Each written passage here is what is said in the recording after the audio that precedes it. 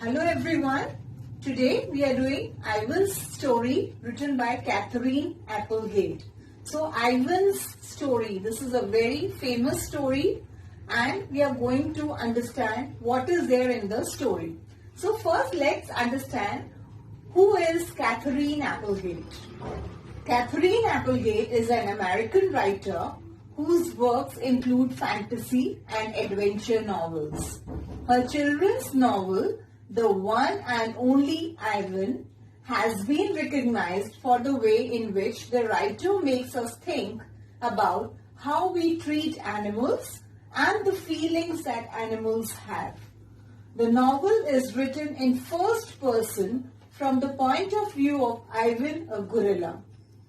Ivan's story is a story told by Ivan about how he has nearly forgotten his life in the wild.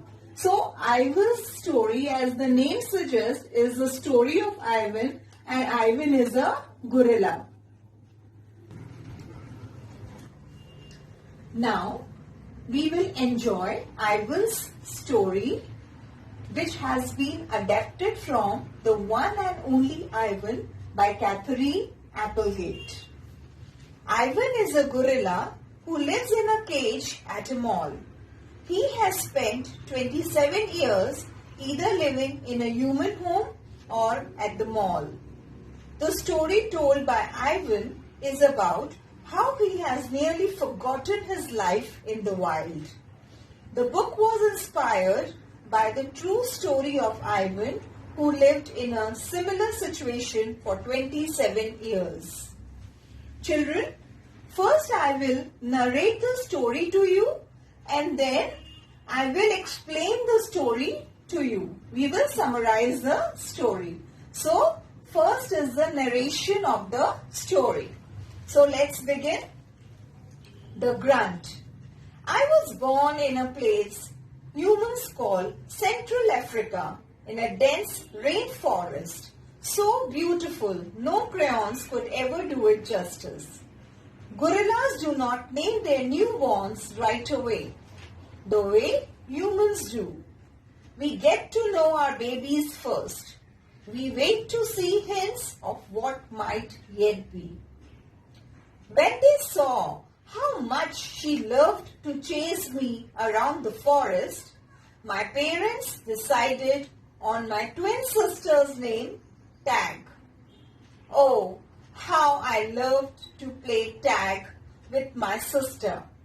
She was nimble, but when I got too close, she would lean onto my unsuspecting father. Then I would join her and we would bounce on his belly until he gave us the grunt, a sound that meant enough. That game never got old, although my father might have disagreed. Mud. It did not take long for my parents to find my name. All day long, every day, I made pictures. I drew on rocks and bark and my poor mother's back. I used the sap from leaves. I used the juice from fruit, but mostly I used mud, and that is what they called me, mud. To a human, mud might not sound like much, but to me it was everything. Protector. My family, which humans call a troop, was just like any other gorilla family. There were 10 of us, my father, the silverback, my mother, and 3 other adult females, a young male called a blackback, and 2 other young gorillas. Tag and I were the babies of the group. We fought from time to time, but my father knew how to control us with a simple scowl, and for the most part we were happy to do what we were meant to do, to feed and search for food and nap and play. My father was a master at leading us to the ripest fruit for our morning feast and the finest branches for a night nest. He was everything a silverback is meant to be: a guide, a teacher, a protector. The perfect life. Gorilla babies, elephant babies, and human babies are not so different, except that a gorilla gets to spend the day riding on his mother's back. Slowly, carefully, a young gorilla begins to go further and further away from the safety of his mother's arms. He learns the skills he will need as an adult. How to make a nest of branches, how to beat your chest, how to move from tree to tree, how to be kind, strong and loyal. As a young gorilla, you make mistakes. You play, you learn. You do it all over again. It was for a while a perfect life. The end. One day, a still day, when the hot air hummed, the humans came. Wine. After they captured my sister and me, they put us in a cramped, dark crate. Somehow, I knew that in order to live, I had to let my old life die. But my sister could not let go of it. She kept thinking about our home all the time, till she fell very sick. The temporary human. It was Mac who opened that crate, Mac who took me, and Mac who raised me like a human baby. I drank from a bottle, I slept in a human bed, sat in human chairs, listened while human words swarmed around me like angry bees. Mac's wife, Helen, was quick to laugh, but quick to anger too, especially when I broke something, which was often. I broke the blender when I squeezed 3 tubes of toothpaste and a bottle of glue into it. I broke my toes attempting to swing from a lamp fixture to the ceiling. I broke 46 glasses. Well, it turns out there are many ways to break a glass. Every weekend, Mac and Helen drove me to a restaurant where they ordered something for me. I went to baseball games, to the grocery store, to a movie theater, even to the circus. I rode a little motorbike and blew out candles on a birthday cake. My life as a human was an exciting one, although my parents would not have approved. Hunger. In my new life as a human, I was well taken care of. Yet at night, lying alone in my pajamas, I longed for the cheerful grunts of a play, fight, and the easy safety of my nearby troop. Remember what happened to Tag? I told myself. Don't think about the jungle. Still, sometimes I lay awake wishing for the warmth of another just like me. So children, this is the narration of the story.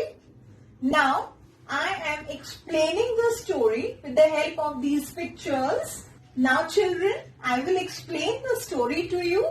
You have already listened to the story. So, Ivan and Tag were born in rainforest of Central Africa. Ivan and Tag are the twin gorillas. Now Ivan is telling that the gorillas do not get their names right away like the human babies get. He is telling that Tag used to play and chase Ivan, so she got the name Tag from her parents. Ivan used to draw pictures and he used to draw on the barks on his mother's back with the help of the juice from the fruits, but mostly he used mud. So his parents named him Mud. So these two twin gorillas enjoyed their life. They played with each other. They used to climb on their father's back till their father shouted, or you can say said enough to them. Now Ivan and Tag, they were living a perfect life, and it was a gorilla family, a happy gorilla family. Ivan is telling that we were 10 in number, so there were 10 members in the gorilla family. His father, the silverback, was the head of the family, and his mother, and then the other members of his family. Tag and Ivan were the young members of the family. Ivan learned to make nest of leaves to be strong and kind. But one day, humans came and captured Ivan and his sister Tag.